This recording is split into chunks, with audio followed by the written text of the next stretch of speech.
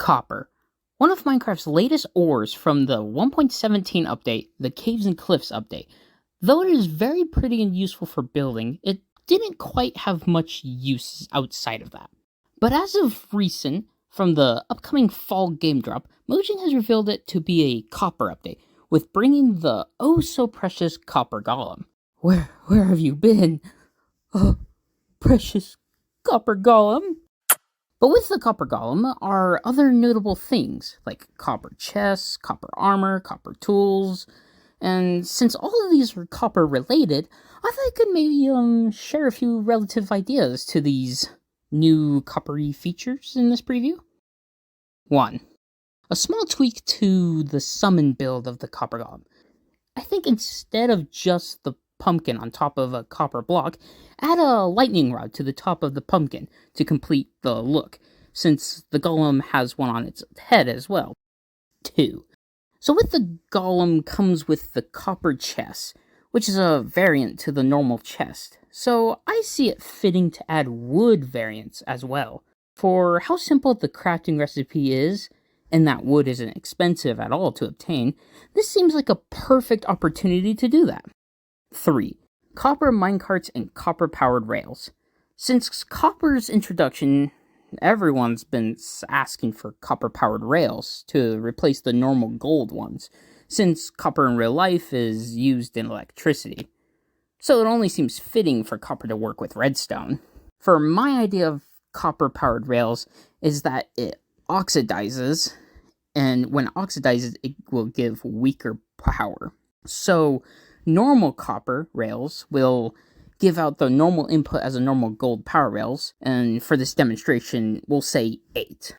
At the lightly weathered state, it will slow down to a 6, and at weathered state, a 4, and oxidized state, a 2. And of course, we can wax them to keep them at a specific state and speed. But what about gold power rails?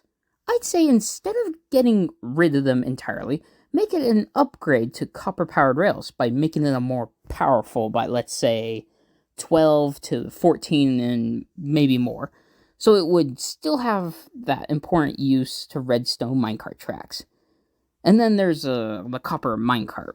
The idea I kind of thought of would be, it would be like an early, easier alternative to a minecart, but it's like slower and just halts faster than the normal iron minecart. 4. Even if copper golems' use have changed, I still feel like they should bring the copper button into the game, as well as a copper pressure plate. And both their unique gimmicks would be that they would oxidize, and the more they oxidize, the longer the pulses are, so redstoners can have adjusted speeds for their redstone contraptions. 5. Copper lantern. With the addition of tools, they added the copper nugget. Kinda looks like a chicken nugget.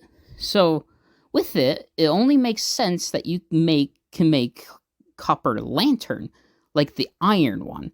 But I feel to add a little uniqueness to the copper lantern, they should design it to be similar to like a barn lantern.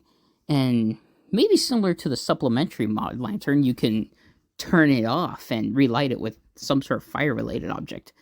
Really lovely in your home-style farmland barns, if I don't say so myself. 6. Copper hopper whopper. So what annoys me about hoppers is that they only go down.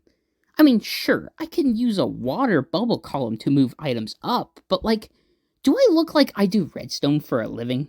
So I'd say the hopper should have a copper counterpart that goes up instead of down. It's simple and easy to make. Or an alternative to keep it unique, make it a copper pipe, like a metal pipe. Though I think that would be better if it was more in the use of moving liquids.